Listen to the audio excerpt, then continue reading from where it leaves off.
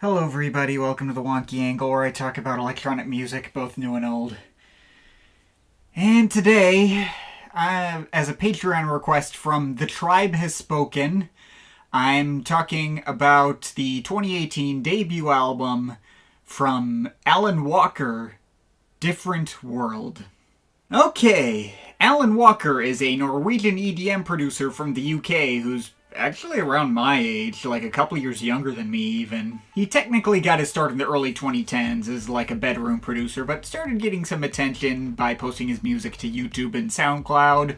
Enough attention where he secured a major label record deal with Sony Music, and soon after released a little single called Faded in 2015, which absolutely blew up. And when I say it blew up, I mean it really blew up. It saw a then unprecedented level of success through its internet virality. Went to number 1 in 14 different countries, by my count, mostly in Europe, hitting the top 10 in several more, including hitting number 7 in the UK. The official music video for Faded has over 3 billion views and is in the top 30 most viewed YouTube videos of all time as of recording this. And it's also in the top 100 most streamed songs on Spotify of all time as well. I think number 86 as of right now. Off the success of this track alone, the guy was able to drop out of high school to pursue his music career. He was only 18 when Faded came out, by the way. And he went on to put out more hyper-successful EDM tracks, from Sing Me to Sleep, to Alone, to The Spectre, and many others. He was a one-off opening act for Rihanna and Justin Bieber on their tours around 2016 and 2017. More recently, he's worked with more mainstream pop artists like Sabrina Carpenter and Ava Max. Also, funnily enough, his most recent EP, Walkerverse Volume 2, has a collab on it with Filter, the guy I just got done talking about in my previous video and Patreon request. That's a funny coincidence. Now, I will have to admit, as huge as this guy got, he was never really on my radar that much. I'd almost certainly heard Faded before a couple of times without knowing it, but I never heard anything else he made. I don't think his success in the US was nearly as inescapable as it was in Europe. Faded only peaked at number 80 on the Hot 100 and he never charted in the US again.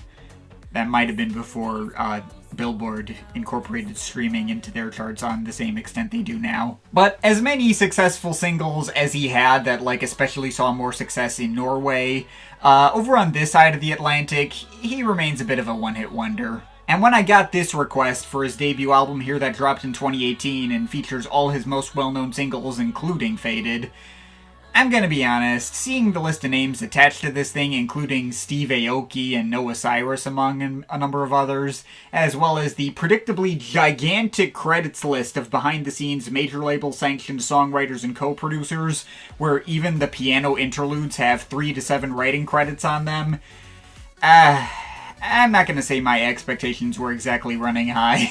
Also worth noting that the guy who requested this album is the same guy who sent in the request for my video on Skrillex and Diplo present Jack U 5 years ago, so this may have been something of an excuse for me to, pull out some scoring ranges that I don't pull out that often these days, but I don't know. For what it's worth, I think Faded is an okay track. It's just not one that I've ever had any kind of feelings on one way or the other. It's basically just what you would get if you took the generic average of all EDM tracks released throughout the entire 2010s, hitting the exact midpoint of that transition in the EDM scene between the first half of the decade, which focused on aggressive electro house and dubstep and machismo, and the second half of the decade focusing on making more sentimental and epic and melodic stuff with the rise of future bass and tropical house, bridging that gap between the likes of artists such as Avicii and Illenium, without the former's more ambitious impulses. All my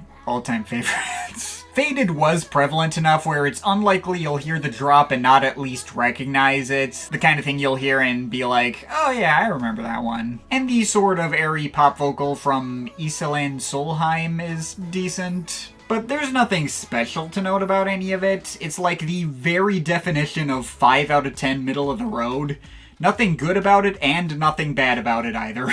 I've seen talk in various promo texts of Alan Walker's supposed distinctive style, and I have no idea what the hell they're talking about. There is not a single distinctive thing about his style, and there were loads of artists out there at the time who sounded exactly like that. Now, As for how all of that plays out in the form of a full album, would it surprise you to hear that I think this album kinda blows? This is literally one of the blandest and most flavorless white bread nothing burger albums I've ever heard in my entire life. Tiesto's A Town Called Paradise has got some serious competition over here.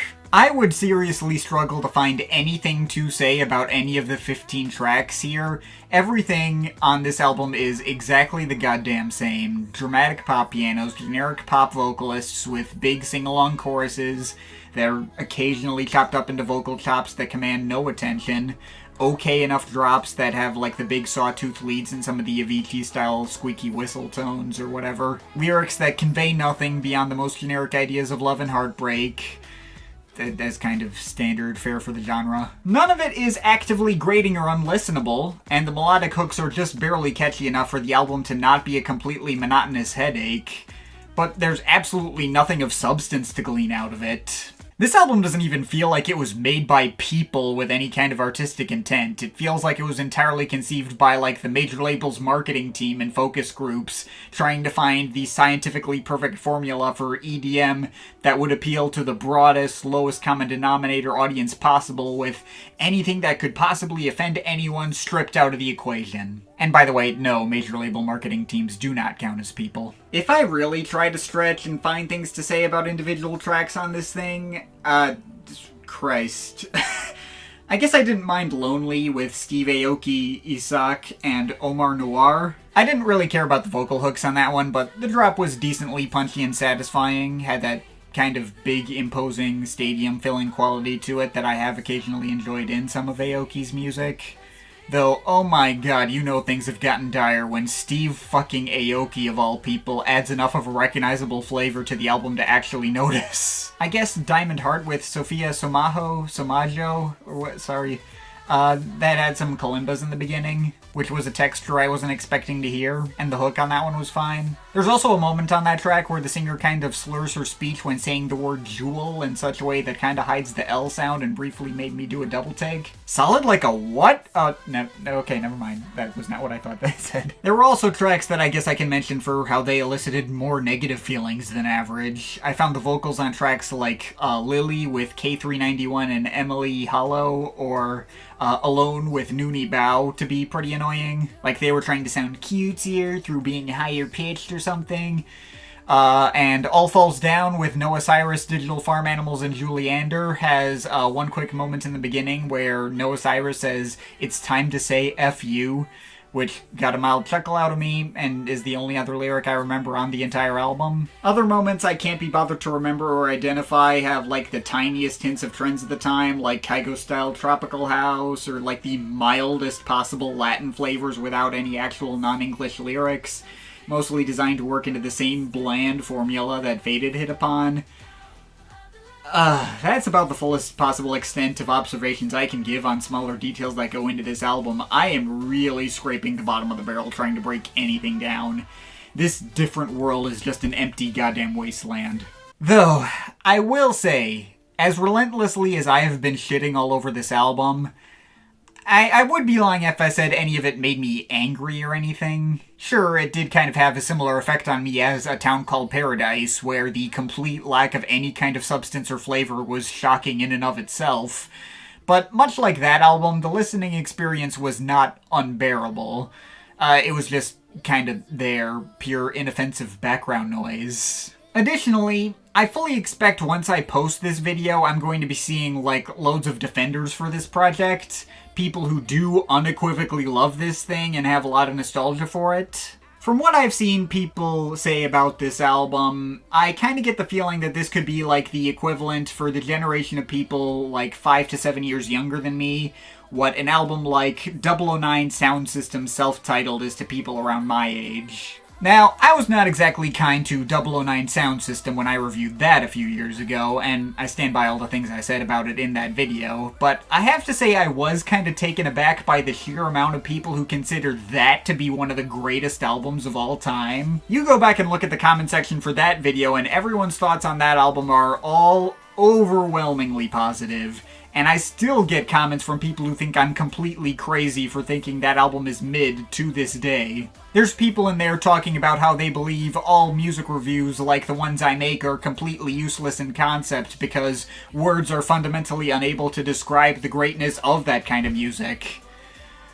Talking about 009 sound system, the stock music that people played about tutorial how to cheat at Club Penguin kind of videos in the late 2000s.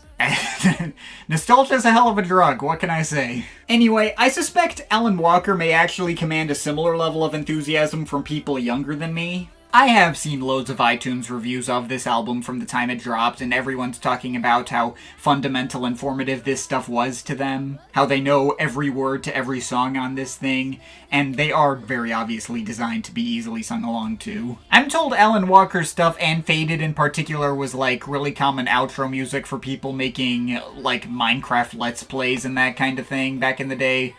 At least according to what I've seen when I, frame-by-framed Brad Tasted Music's live chat while they were burying him in L-take kind of comments for thinking Faded was mid on his video ranking the top 100 most streamed songs on Spotify. I'm sure there's plenty of people out there who will see me talking about this album and feel my dislike for it is also an L-take or whatever. And hey, if you love this stuff and have that nostalgia for it, if this was like your introduction to EDM in general, that's valid. I can't really argue with that. On a personal level, though, I think I'm too old for this stuff to have ever had that kind of effect on me. By 2015 and 2016, when Faded was at its height of exposure, I had already started this channel and had been going at it for a while. And I even started to fall out of love with the direction mainstream EDM was going in with, like, the rise of artists like Flume around the corner. Chances are, if I had been paying attention when Different World came out and I had covered it, I would have shit all over it in the same ways I just have, and maybe even been less charitable than I already was in this video. I would have probably gotten another big wave of blowback for it that I would not have had a fun time handling. It'll probably be interesting to hear what people's feelings on this stuff is in 2024 when none of this stuff is like remotely in style anymore and its obvious datedness is all the easier to pin down. But in terms of my actual enjoyment of this thing or whether I would recommend it, no, this album sucks. It's far too bland and tasteless, and Alan Walker has zero personality as a producer. If you already have nostalgia for it, then by all means continue to hold it close to you and keep those good memories. I don't want to take that away from you. But if you've never heard it before, you're really not missing anything. There's plenty of much better and more distinctive mainstream medium that you could be listening to instead. I'd more recommend going back to like Avicii's True or Porter Robinson's Worlds or that kind of thing if you're in the mood for this specific sound. And I'm already not exactly the most enthusiastic defender of either of those albums. I've also heard much worse on this scene as well. There's absolutely nothing on Different World that offended my sensibilities in the way that albums like Tiesto's Kaleidoscope or The Chainsmokers' Memories Do Not Open can.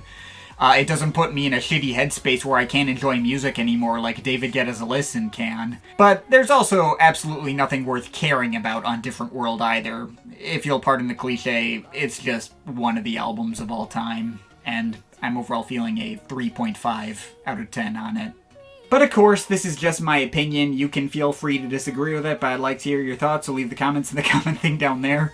Shout out to my Patreon supporters. They're awesome people. You want to add yourself to that list, link to my Patreon is in the description. But yeah, that's pretty much it. That's all for today. See you next time.